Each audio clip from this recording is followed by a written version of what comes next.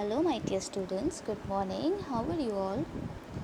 So, children, our today's subject is Nature Study Oral, and we are going to do revision. So, our topic is common flowers. Children, I hope you all are learning your question and answers. So, come, let's learn once again.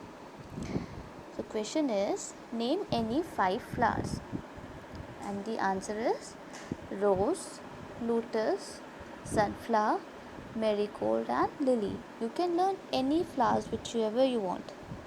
Next question is which is our national flower? So the answer is lotus is our national flower.